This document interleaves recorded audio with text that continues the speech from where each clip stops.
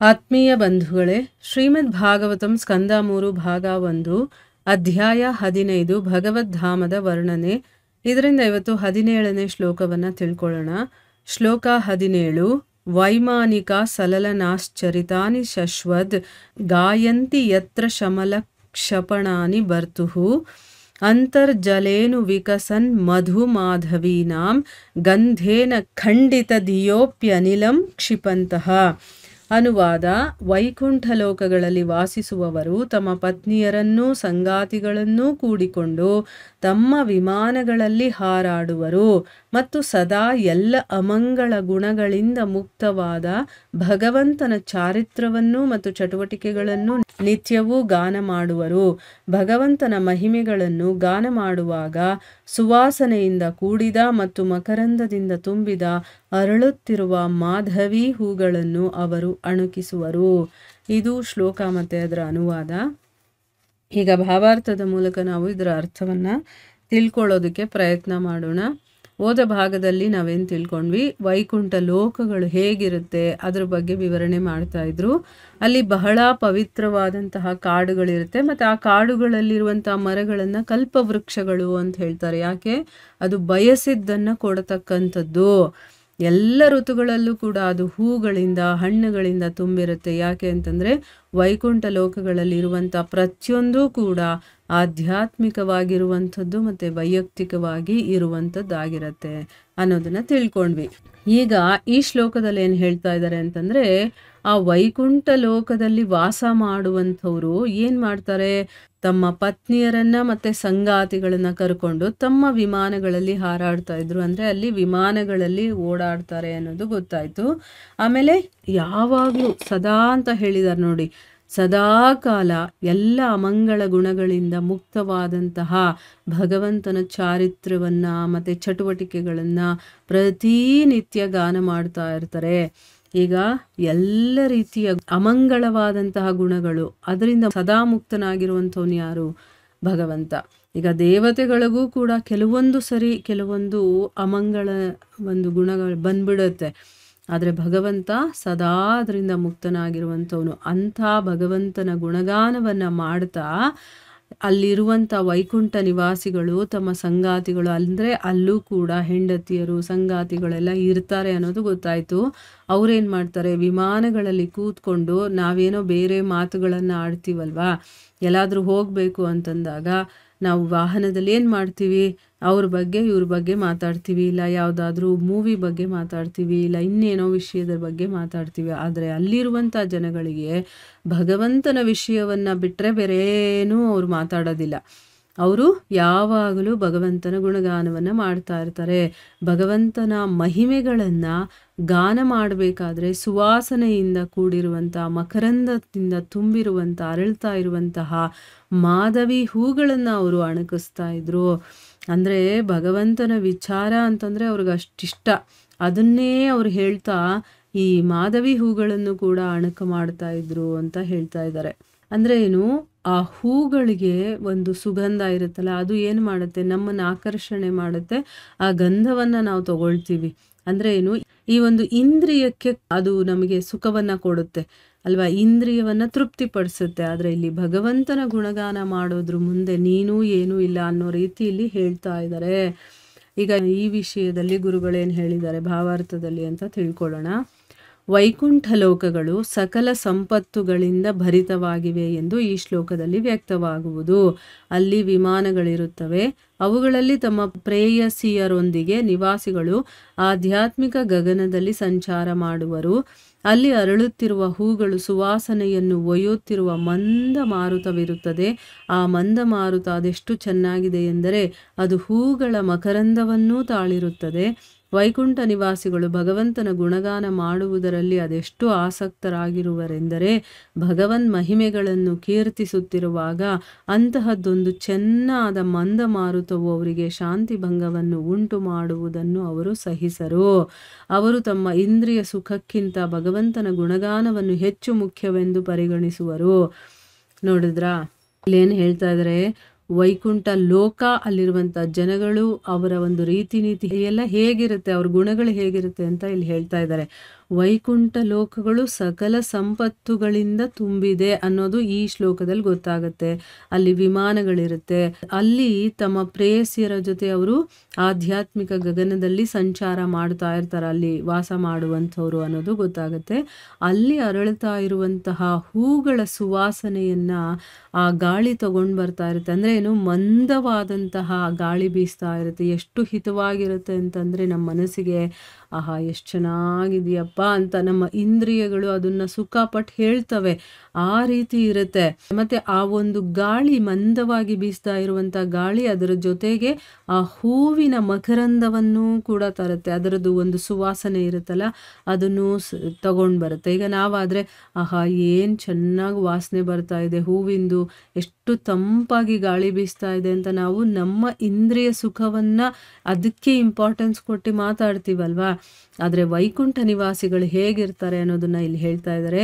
ಅವರು ಭಗವಂತನ ಗುಣಗಾನ ಮಾಡೋದ್ರಲ್ಲಿ ಅದೆಷ್ಟು ಆಸಕ್ತಿ ಇದೆ ಅವ್ರಿಗೆ ಅಂತಂದ್ರೆ, ಆ ಭಗವಂತನ ಮಹಿಮೆಗಳನ್ನ ಹಾಡ್ತಾ ಇರ್ಬೇಕಾದ್ರೆ, ಕೀರ್ತನೆ ಮಾಡ್ತಾ ಇರ್ಬೇಕಾದ್ರೆ ಆ ರೀತಿಯ ಒಂದು ಚೆನ್ನಾಗಿ ಮಂದವಾದಂತಹ ಗಾಳಿ ಮತ್ತೆ ಆ ಒಂದು ಸುವಾಸನೆ ಭರಿತವಾಗಿರುವಂತಹ ಗಾಳಿ ಬೀಸಿದ್ರೂ ಕೂಡ ಅದು ಅವರಿಗೆ ಶಾಂತಿ ಭಂಗವನ್ನ ಮಾಡೋದಿಲ್ಲ. ಅದು ಮಾಡಿದ್ರೂ ಕೂಡ ಅದನ್ನ ಅವರು ಸಹಿಸೋದಿಲ್ಲ. ಯಾಕೆ ಅಂತಂದ್ರೆ ಅವರು ತಮ್ಮ ಇಂದ್ರಿಯ ಸುಖಕ್ಕಿಂತ ಭಗವಂತನ ಗುಣಗಾನ ಹೆಚ್ಚು ಮುಖ್ಯ ಅಂತ ಅನ್ಕೊಳ್ತಾರೆ. ಆದರೆ ನಾವು ಅದರ ಆಪೋಸಿಟ್, ಭಗವಂತನ ಕೆಲಸವನ್ನ ಮಾಡ್ತಾ ಇದ್ರೂ ಕೂಡ ಅಲ್ಲಿ ನಾವೇನು ನಮ್ಮನ್ನ ನಾವು ಸಮರ್ಪಣೆ ಮಾಡ್ಕೊಂಡು ಮಾಡ್ತಾ ಇರಲ್ಲ. ಏನೋ ಒಂದು ಭಗವಂತನ ಪೂಜೆ ಮಾಡ್ತಾ ಇರಬೇಕಾದ್ರೂ ನೆಮ್ಮದಿಯಾಗಿ ನಾವು ಪೂಜೆ ಮಾಡಲ್ಲ. ಯಾರಾದರೂ ಬೇರೆ ಕಡೆ ಏನಾದರೂ ಸೌಂಡ್ ಬಂತು ಅಂದರೆ ನಮ್ಮ ಗಮನ ಎಲ್ಲ ಆ ಕಡೆ ಹೋಗಿರುತ್ತೆ ಹೊರತು ಭಗವಂತನ ಕಡೆ ಇರೋದಿಲ್ಲ. ಅಂದರೆ ಏನು, ನಮಗೆ ಯಾವುದು ಇಂಪಾರ್ಟೆಂಟ್ ಆಗಿದೆ ಅಂತಂದರೆ ಭಗವಂತನಿಗಿಂತ ನಮಗೆ ಐಹಿಕದ ವಿಷಯಗಳೇ ಇಂಪಾರ್ಟೆಂಟ್ ಆಗಿರುತ್ತೆ. ಅದಕ್ಕೆ ಸ್ವಲ್ಪ ಏನಾದರೂ ಆ ಕಡೆ ಈ ಕಡೆ ಸೌಂಡ್ ಬಂತು ಅಂದರೆ ನಮ್ಮ ಮನಸ್ಸು ಆ ಕಡೆನೇ ಇರುತ್ತೆ, ಈ ಕಡೆ ಇರೋದಿಲ್ಲ. ಆಗ ಭಗವಂತನನ್ನೇ ಮರ್ತು ಹೋಗ್ತೀವಿ. ಅಂದರೆ ಅಲ್ಲಿ ಪೂಜೆ ಮಾಡ್ತಾ ಇದ್ದೀವೋ ಅಥವಾ ಏನೋ ಒಂದು ಪಠನೆ ಮಾಡ್ತಾ ಇರ್ತೀವೋ ಅಥವಾ ಜಪ ಮಾಡ್ತಿರ್ತೀವೋ ಅಲ್ಲಿಗೆ ನಾವು ಇಂಪಾರ್ಟೆನ್ಸೇ ಕೊಡೋದಿಲ್ಲ, ಬೇರೆ ಕಡೆನೇ ನಮಗೆ ಗಮನ ಹೋಗ್ಬಿಡುತ್ತೆ. ಅಷ್ಟು ನಾವು ಈ ಐಹಿಕದಲ್ಲಿ ಮುಳುಗಿದ್ದೀವಿ ಅನ್ನೋದನ್ನ ನಾವು ಅರ್ಥ ಮಾಡ್ಕೋಬೇಕು, ಆಯ್ತಾ. ಇಲ್ಲಿ ವೈಕುಂಠ ಲೋಕಗಳಲ್ಲಿರೋರು ಹೇಗಿರ್ತಾರೆ ಅಂತಂದ್ರೆ, ಅವರಿಗೆ ಎಂಥದ್ದೇ ಬಂದ್ಬಿಡ್ಲಿ, ಅವ್ರ ಇಂದ್ರಿಯಗಳಿಗೆ ಬೇಕಾಗಿರುವಂಥ ಎಂಥ ವಿಷಯಗಳು ಸುಖಗಳು ಏನು ಬಂದರೂ ಕೂಡ ಅವರು ಅದನ್ನು ಇಷ್ಟಪಡೋದಿಲ್ಲ. ಯಾಕೆಂದರೆ ಭಗವಂತನ ಗುಣಗಾನನೇ ಅವರಿಗೆ ಮುಖ್ಯ ಅಂತ ಅವ್ರು ಅಂದ್ಕೊಳ್ತಾರೆ. ನಮ್ಮ ಇಂದ್ರಿಯ ಸುಖಕ್ಕಿಂತ ಭಗವಂತನ ಗುಣಗಾನನೇ ಹೆಚ್ಚು ಮುಖ್ಯವಾಗಿರುವಂಥದ್ದು ಅಂತ ಅವರು ತಿಳ್ಕೊಂಡಿರೋದಲ್ಲ, ಅವರು ಅದನ್ನು ಇಷ್ಟಪಡ್ತಾರೆ. ಅದು ತುಂಬ ಇಂಪಾರ್ಟೆಂಟ್. ಈಗ ನಾವು ತಿಳ್ಕೊಂಡಿದ್ದೀವಿ ಈ ಐಹಿಕ ವಿಷಯಗಳಿಗಿಂತ ಭಗವಂತನ ವಿಷಯ ಅಥವಾ ಆಧ್ಯಾತ್ಮಿಕ ವಿಷಯನೇ ಇಂಪಾರ್ಟೆಂಟು ಅಂತ. ಆದರೆ ಅದನ್ನು ಯಾವತ್ತಾದರೂ ನಾವು ಮಾಡ್ತೀವಾ? ಇಲ್ಲ. ಯಾಕೆ? ನಾವು ಅಷ್ಟೊಂದು ಇಂಪಾರ್ಟೆನ್ಸ್ ಕೊಡಲ್ಲ ಅದಕ್ಕೋಸ್ಕರನೇ. ಆದರೆ ಅವ್ರಿಗೆ ಗೊತ್ತಿರುತ್ತೆ ಮತ್ತು ಅದನ್ನು ಅವರು ಪಾಲನೆ ಕೂಡ ಮಾಡ್ತಾರೆ. ಮತ್ತು ಅವರು ಮನಸ್ಸಿನಿಂದ ತಾವು ಅದನ್ನು ಮಾಡಲೇಬೇಕು, ನನಗೆ ತುಂಬ ಇಷ್ಟ ಅಂತ ಅಂದ್ಬಿಟ್ಟು ಮುಖ್ಯ ಅಂತ ಅಂದ್ಕೊಂಡು ಅವರು ಅದನ್ನೆಲ್ಲ ಮಾಡ್ತಾರೆ. ವೈಕುಂಠ ಲೋಕಗಳಲ್ಲಿ ಇಂದ್ರಿಯ ಸುಖಾಪೇಕ್ಷೆಯ ಪ್ರಶ್ನೆಯೇ ಇಲ್ಲ. ಅರಳುವ ಹೂವಿನ ಪರಿಮಳವನ್ನು ಆಘ್ರಾಣಿಸುವುದು ನಿಜಕ್ಕೂ ತುಂಬ ಚೆನ್ನಾದುದು. ಆದರೆ ಅದು ಇಂದ್ರಿಯದ ತೋಷಣಕ್ಕಾಗಿ ಮಾತ್ರ ಇರುತ್ತದೆ. ವೈಕುಂಠ ನಿವಾಸಿಗಳು ಭಗವತ್ ಸೇವೆಗೆ ಪ್ರಥಮ ಪ್ರಾಶಸ್ತ್ಯವನ್ನು ಕೊಡುತ್ತಾರೆ, ತಮ್ಮ ಸ್ವಂತದ ಇಂದ್ರಿಯ ಸುಖ ಪ್ರಾಪ್ತಿಗಲ್ಲ. ದಿವ್ಯ ಪ್ರೇಮದಿಂದ ಭಗವಂತನ ಸೇವೆಯನ್ನ ಮಾಡುವುದು ಎಂತಹ ದಿವ್ಯಾನಂದವನ್ನು ಕೊಡುವುದೆಂದರೆ ಅದರ ಹೋಲಿಕೆಯಲ್ಲಿ ಇಂದ್ರಿಯ ತುಷ್ಟಿ ಎನ್ನುವುದು ಲೆಕ್ಕಕ್ಕಿಲ್ಲದುದಾಗಿದೆ. ಇಲ್ಲೇನು ಹೇಳ್ತಾ ಇದ್ರೆ, ವೈಕುಂಠ ಲೋಕಗಳಲ್ಲಿ ಇಂದ್ರಿಯದ ಸುಖಾಪೇಕ್ಷೆ ಅನ್ನುವಂಥ ಪ್ರಶ್ನೆನೇ ಇಲ್ಲ. ವೈಕುಂಠಕ್ಕೆ ನಾವು ಹೋಗಿರೋದೇ ಭಗವಂತನೇ ಸರ್ವಸ್ವ ಅಂತ ನಮಗೆ ಗೊತ್ತಾಗಿರೋದ್ರಿಂದ, ಆ ಭಗವಂತನ ಸೇವೆ ಮಾಡೋದೇ ನನ್ನ ಧರ್ಮ ಅನ್ನೋದು ನಮಗೆ ಗೊತ್ತಾಗಿ ಅದರಲ್ಲೇ ನಮಗೆ ಆಸಕ್ತಿ ಇರುತ್ತಲ್ಲ, ಆಗ ಮಾತ್ರನೇ ನಾವು ವೈಕುಂಠಕ್ಕೆ ಹೋಗೋಕ್ಕಾಗೋದು. ಸೊ ವೈಕುಂಠ ಲೋಕಗಳಲ್ಲಿ ಇಂದ್ರಿಯದ ಒಂದು ತೃಪ್ತಿಯನ್ನು ಪಡಿಸ್ಕೊಳ್ಳೋದ್ರ ಬಗ್ಗೆ ಪ್ರಶ್ನೆನೇ ಇಲ್ಲ. ಈಗ ನೋಡಿ, ಅರಳ್ತಾ ಇರುವಂಥ ಹೂವಿನ ಸುಗಂಧವನ್ನು ನಾವು ತಗೊಳ್ಳೋದಿದೆಯಲ್ಲ, ಆಘ್ರಾಣಿಸೋದಿದೆಯಲ್ಲ, ಅದು ತುಂಬಾ ಚೆನ್ನಾಗಿರುತ್ತೆ. ಆದ್ರೆ ಅದು ಏನಕ್ಕಿರುತ್ತೆ, ನಮ್ಮ ಇಂದ್ರಿಯನ್ನ ತೃಪ್ತಿಪಡಿಸ್ಕೊಳ್ಳೋದಕ್ಕೆ ತಾನೇ ಇರುತ್ತೆ. ಆ ಹೂವಿನ ಸುವಾಸನೆ ತಗೊಳ್ಳೋದು ಏನಕ್ಕೆ, ನಾವು ನಮ್ಮ ಮನಸ್ಸಿಗೆ ಅದು ಸಂತೋಷ ಕೊಡುತ್ತೆ, ನನ್ನ ಇಂದ್ರಿಯಗಳಿಗೆ ಅದು ತೃಪ್ತಿ ಕೊಡುತ್ತೆ, ಅದಕ್ಕೋಸ್ಕರ. ಆದ್ರೆ ವೈಕುಂಠ ನಿವಾಸಿಗಳು ಏನ್ ಮಾಡ್ತಾರೆ, ಭಗವತ್ ಸೇವೆಗೆ ಅವರು ಪ್ರಥಮ ಪ್ರಾಶಸ್ತ್ಯವನ್ನ ಕೊಟ್ಟಿರ್ತಾರೆ. ಅವರು ತಮ್ಮ ಸ್ವಂತದ ಇಂದ್ರಿಯ ತೃಪ್ತಿಗಳಿರುತ್ತಲ್ಲ, ಅದಕ್ಕೆ ಯಾವತ್ತೂ ಅವರು ಪ್ರಾಮುಖ್ಯತೆಯನ್ನ ಕೊಡೋದೇ ಇಲ್ಲ. ಇನ್ನೊಂದು ವಿಷಯ ಏನಪ್ಪಾ ಅಂತಂದ್ರೆ, ಈಗ ನಾವು ಯಾವುದು ಶ್ರೇಷ್ಠವಾಗಿರುತ್ತೋ, ಯಾವುದು ನಮಗೆ ಆನಂದವನ್ನು ಹೆಚ್ಚು ಕೊಡುತ್ತೋ ಅದ್ರ ಕಡೆನೇ ನಾವು ಹೋಗೋದು. ಅದು ನಮಗೆ ಇರುವಂಥ ಒಂದು ಗುಣ. ಈಗ ನೋಡಿ, ಐಹಿಕದಲ್ಲೇ ನಾವು ಮುಳುಗಿರ್ತೀವಿ. ಐಹಿಕಕ್ಕಿಂತ ಆಧ್ಯಾತ್ಮಿಕ ಅನ್ನೋದು ಶ್ರೇಷ್ಠ ಅನ್ನೋದು ಗೊತ್ತಾಗಿದ ತಕ್ಷಣ, ಅಥವಾ ಕೆಟ್ಟ ಕೆಲಸ ಮಾಡ್ತಾ ಇರ್ತೀವಿ, ಕೆಟ್ಟ ಕೆಲಸ ಮಾಡೋದಕ್ಕಿಂತ ಒಂದು ಒಳ್ಳೆ ಕೆಲಸ ಮಾಡೋದು ಸರಿ ಅಂತ ನಮಗೆ ಗೊತ್ತಾದಾಗ, ಅದು ಉನ್ನತ ಅಂತ ಗೊತ್ತಾದಾಗ, ಕೆಟ್ಟದ್ದನ್ನು ಬಿಟ್ಟು ಒಳ್ಳೆಯದನ್ನು ಅಳವಡಿಸ್ಕೊಳ್ತೀವಿ. ಒಳ್ಳೆಯದು ಅಂತಂದರೆ ಯಾರಿಗೋ ಒಂದು ಸಹಾಯ ಮಾಡೋದು, ಅದಕ್ಕಿಂತ ಮಿಗಿಲಾದಂಥದ್ದು ನಾವು ಆಧ್ಯಾತ್ಮಿಕವಾಗಿ ಇರುವಂಥದ್ದು ಅಂತ ಗೊತ್ತಾದಾಗ ಅದನ್ನು ನಾವು ಅಳವಡಿಸ್ಕೊಳ್ಳೋದಕ್ಕೆ ಪ್ರಯತ್ನ ಮಾಡ್ತೀವಲ್ವಾ. ಅದೇ ರೀತಿ ನಮ್ಮ ಇಂದ್ರಿಯಗಳಿಗೆ ಈಗ ನಾವು ತೃಪ್ತಿ ಕೊಡ್ತಾ ಇದ್ದೀವಿ, ಅದಕ್ಕಿಂತ ಶ್ರೇಷ್ಠವಾಗಿರುವಂಥದ್ದು ಯಾವುದು ಅನ್ನೋದು ನಮಗೆ ಗೊತ್ತಾದಾಗ, ಇದರಲ್ಲಿ ಏನೂ ಆನಂದ ಇಲ್ಲ, ಇದರಲ್ಲಿ ಏನೂ ಸುಖ ಇಲ್ಲ, ಭಗವಂತನನ್ನು ಸೇವೆ ಮಾಡೋದು, ಅವನನ್ನು ನಾವು ತೃಪ್ತಿಗೊಳಿಸೋದಿದೆಯಲ್ಲ, ಅದರಿಂದ ನಮಗೆ ಆನಂದ ಸಿಗುತ್ತೆ ಅನ್ನೋದು ನಮಗೆ ಗೊತ್ತಾಗ್ತಾ ಹೋದಾಗ ನಾವು ಅದನ್ನು ಅಳವಡಿಸ್ಕೊಳ್ಳೋದಕ್ಕೆ ಪ್ರಾರಂಭ ಮಾಡ್ತೀವಿ. ಸೊ ಇಲ್ಲಿ ಯಾರು ವೈಕುಂಠ ಲೋಕಗಳಲ್ಲಿ ಇರ್ತಾರೋ ಅವ್ರಿಗೆ ಅತಿಯಾದ ಆನಂದ ಕೊಡುವಂಥದ್ದು ಯಾವುದು ಅನ್ನೋದು ಗೊತ್ತಾಗಿದೆ, ಅವ್ರಿಗೆ ಅದರ ಅನುಭವ ಆಗಿದೆ. ಅದಕ್ಕೆ ಅವರು ಭಗವಂತನ ಸೇವೆಯನ್ನು ಬಿಟ್ಟು ಬೇರೆ ಯಾವುದನ್ನು ಮಾಡೋದಿಲ್ಲ. ಇಲ್ಲಿ ನಾವು ಸ್ವಾರ್ಥದ ತ್ವರ ಮಾಡ್ತಾ ಇದ್ರು ಕೂಡ ಅದು ಭಗವಂತನಿಗಾಗಿ ಮಾಡ್ತಾ ಇರೋದ್ರಿಂದ ನಮ್ಮಲ್ಲಿ ಯಾವುದೇ ಒಂದು ಕೆಟ್ಟ ಭಾವನೆಗಳು, ಕೆಟ್ಟದ್ದು ಏನೂ ಬರೋದಿಲ್ಲ. ಈಗ ನೋಡಿ, ಆ ಭಗವಂತನಿಗೆ ನಾವು ತುಂಬ ಪ್ರೀತಿಯಿಂದ ಸೇವೆ ಮಾಡ್ತಾ ಹೋದಾಗ ನಮ್ಮಲ್ಲಿ ಒಂದು ದಿವ್ಯಾನಂದ ಅನ್ನೋದು ಆಗುತ್ತೆ. ಈಗ ನಾವು ಈ ಭಾಗವತವನ್ನೆಲ್ಲ ಕೇಳ್ತಾ ಇರೋದು ಯಾಕೆ, ನಮ್ಮ ಮನಸ್ಸಿಗೆ ಅದು ಒಂದು ಸಂತೋಷವನ್ನು ಕೊಡ್ತಾ ಇದೆ, ಅದರಿಂದ ನಾವು ಕೇಳ್ತಾ ಇದ್ದೀವಿ ಅಲ್ವಾ. ಈ ಸಂತೋಷ ಅನ್ನೋದು ನಮಗೆ ಸಿಕ್ಕಿಲ್ಲ ಅಂತಂದರೆ, ನಾವು ಇದನ್ನು ಕೇಳ್ತಾ ಇದ್ರೆ ಬೇಜಾರಾಗುತ್ತೆ ಅಂತಂದರೆ ಯಾರಾದರೂ ಕೇಳೋದಕ್ಕಾಗತ್ತಾ? ಇಲ್ಲ.